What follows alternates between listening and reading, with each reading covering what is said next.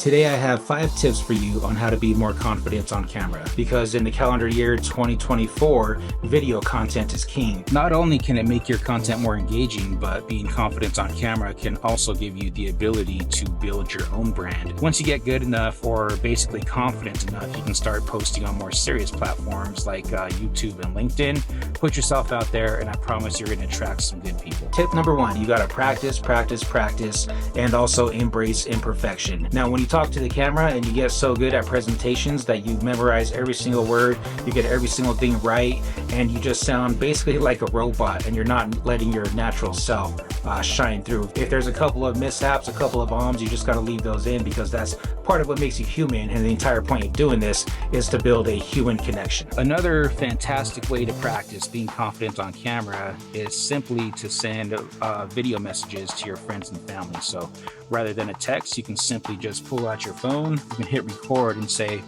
"Brandy, can you please walk the dog when you get home and feed the animals?" Done. Tip number 2, you really want to look straight into the lens when you're talking to the camera. The perceived eye contact builds a connection with the viewer, you, on the other side. It's as if I'm looking right into your eyes, delivering this message, because that is the entire point of doing this. You really want to talk and be understood, but you just want to be yourself as if you're talking to a friend. Visualize and then attack. That's right. Tip number 3, I highly recommend that when you first get started that you take a little selfie screen on your camera and you flip it around. And if you're using a cell phone, I'd suggest that you take it and you flip it around so you can't see the screen at all, in order to remove that distraction. Tip number 4, if you haven't already, you really should make your health a priority. What I find that helps me the most is I just simply try to do something physical every single day. It's more about building small wins with yourself. And if you're kind of a chunkier guy like myself, once you start to lose some weight, you gain tremendous confidence, and that confidence will shine through into the lens. Tip number 5, remove friction. When I do these talking headshots, I find I do my best work when I'm in a closed environment. So half of this video is recorded in my truck on purpose. I just wanted to show you how easy it is. I just have my camera set up on my dashboard. I'm parked in this parking lot. There's nobody around. There's nobody watching me. And another good advantage of filming in your car is that the acoustics are on point. Just to show you what I got going on here. This DJI Mic 2, it's right here on the visor, but I'm just gonna go ahead and turn that off.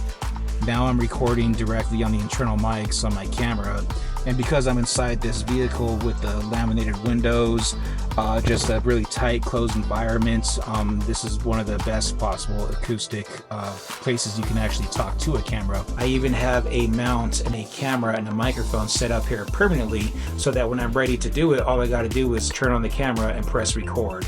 If you got to set up a camera and a tripod and a light every single time, you're less likely to actually do it in practice. So by having the setup ready to go whenever you need it, you're going to be able to just flip it on, and there's not going to be anything standing in your way. A bonus tip, something that I do when I'm recording my videos, is I make a script. I don't script my videos word for word. I make bullet points, and I have an iPad mini. Anything where you can read your bullet points is going to help if you have it right in front of you out of frame.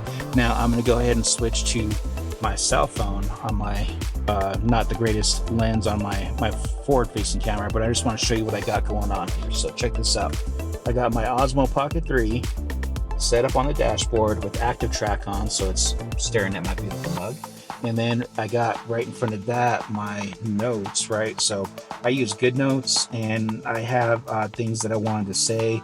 I have them highlighted in green, and I can just quickly look down at my notes. As you can see, the iPad is basically out of frame, so I can kind of glance down and look at my notes really quickly, and the viewer, you, doesn't notice.